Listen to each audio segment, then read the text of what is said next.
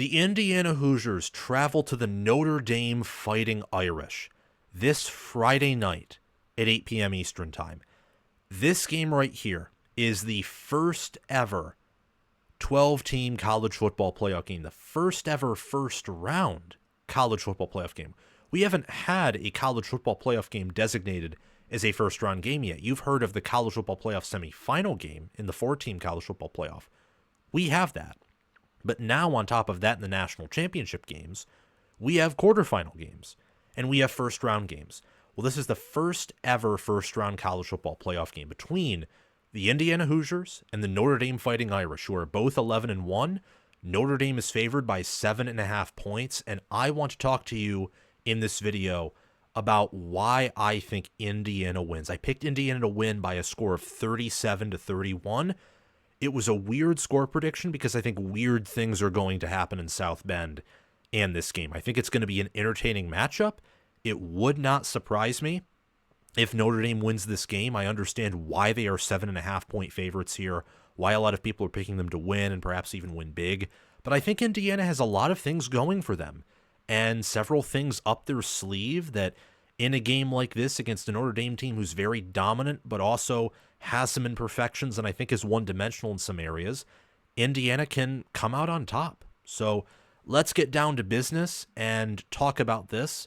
Just want to give a quick plug, though, and say if you have not watched my Indiana versus Notre Dame preview and prediction video, where I talk about things from both sides, go over analytics, statistics, styles of gameplay, and matchups for both teams, make sure to click the link down below in the top of the pinned comment to watch that preview and prediction video if you haven't already, because we're going to be taking things from the Indiana side of things, and I just want to ensure that to you guys that we're objective here on College Football with Sam. This is just me further backing up my claim that Indiana is going to win this football game. In fact, there will be 5 reasons why Notre Dame will win this game, because I think it's very winnable for Notre Dame. So hit the notification bell and subscribe to the channel if you haven't already so that you can get notified when that 5 reasons why Notre Dame wins video is released. But we're going to be talking about 5 reasons why I think Indiana will win. And reason number 5 here, we saved the best for last, is superior coaching. Just straight up. Straight up.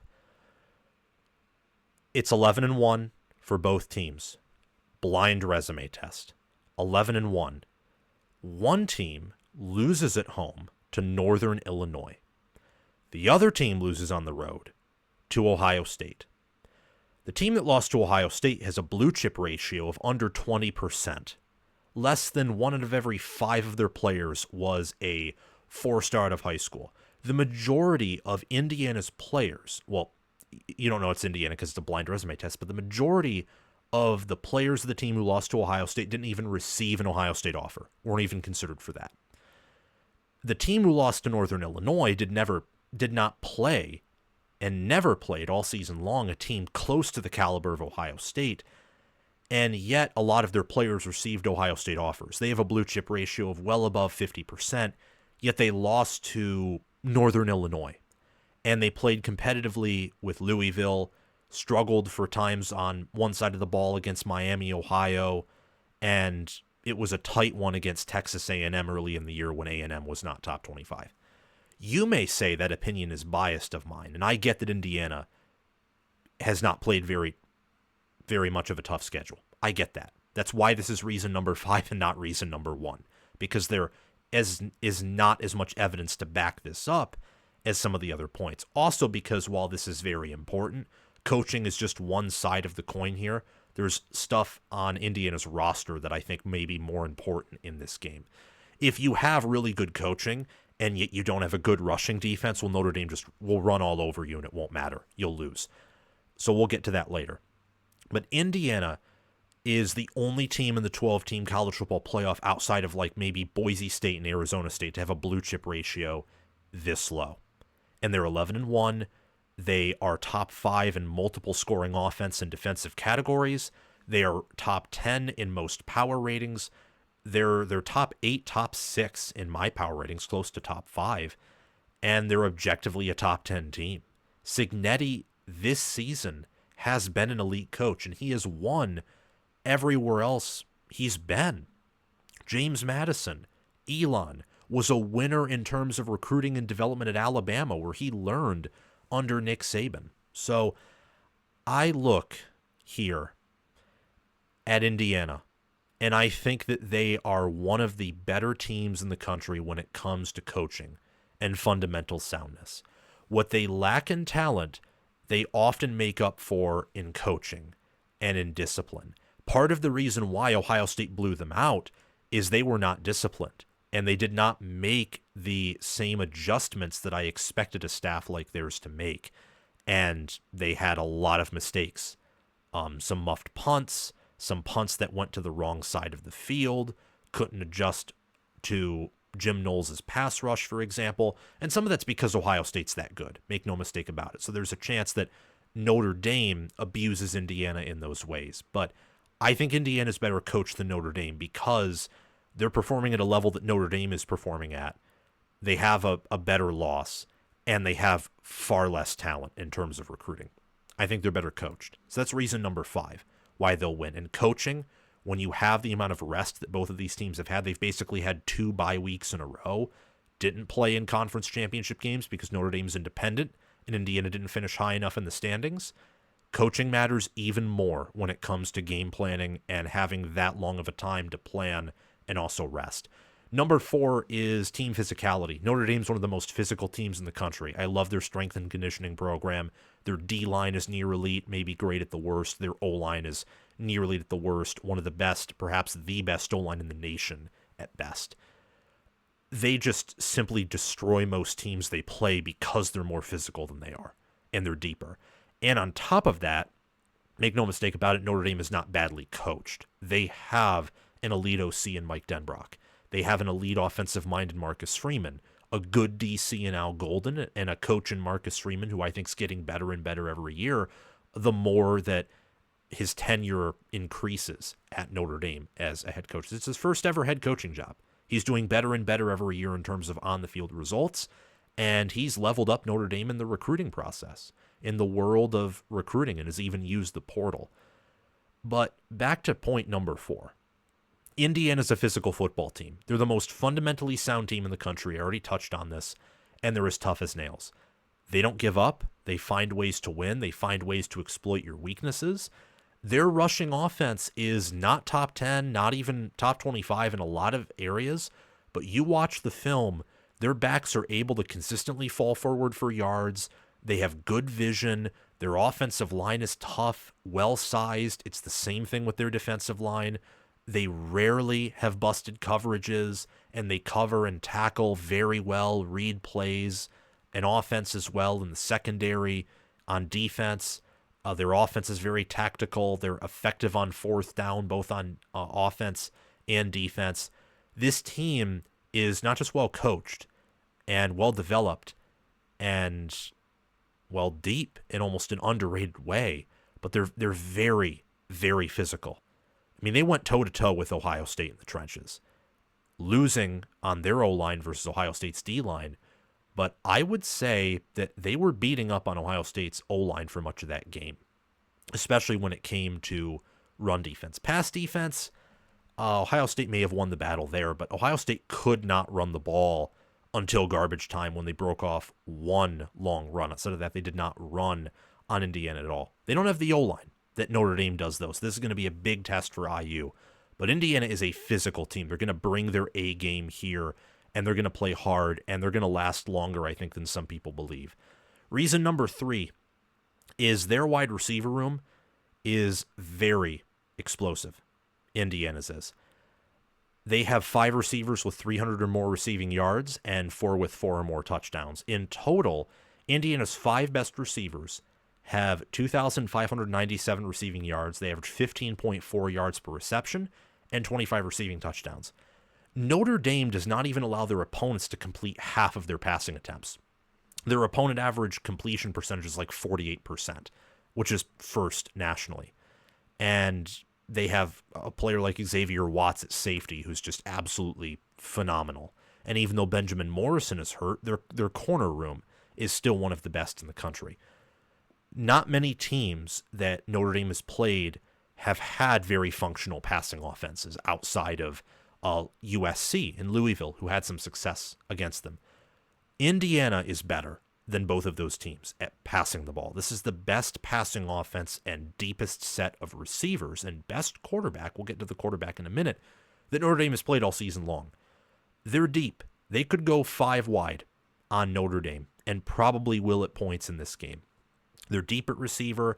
They have a diversified set of bodies. Elijah Sarratt is the reliable receiver. Omar Cooper Jr. is their explosive receiver.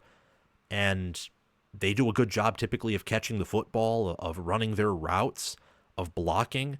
It's a receiver core that many in America, including some college football playoff teams, I think would trade in exchange for their own, because especially they are reliable. Reason number 2 is Kurtis Rourke, who's a veteran, and he has been elite this year analytically. 202 out of 287 for completions and attempts, 2,827 passing yards, 27 touchdowns, 4 interceptions, averages 9.9 yards per attempt, and has an 85.7 QBR. Kurtis Rourke is not just an effective passer, but he can run. Kurtis Rourke has negative rushing yards this year and 2 rushing touchdowns. But at Ohio, his prior school, he ran an option offense. And we saw later in the game in garbage time against Ohio State where he used his legs. And we saw earlier in the year where he used his legs occasionally here and there. It wouldn't shock me that in a game like this, where in 2021, 2022, and 2023, he had over 200 rushing yards and anywhere from 3 to 4 rushing touchdowns in those seasons on average, it wouldn't shock me at all if maybe Indiana decides to run him a little bit. Run him with the zone read or maybe some quarterback designed runs. I mean, he is a tall, big guy at 6'5", 223 pounds right there, and he has some mobility. So it's just something to pay attention to on the ground, as Indiana has an effective ground game, but it's not a world beater ground attack. It's more of a power rushing attack to keep opposing defenses honest and to convert on 3rd and short or maybe a 4th and short, where Indiana's actually had some disappointments this year on 4th and short running the football.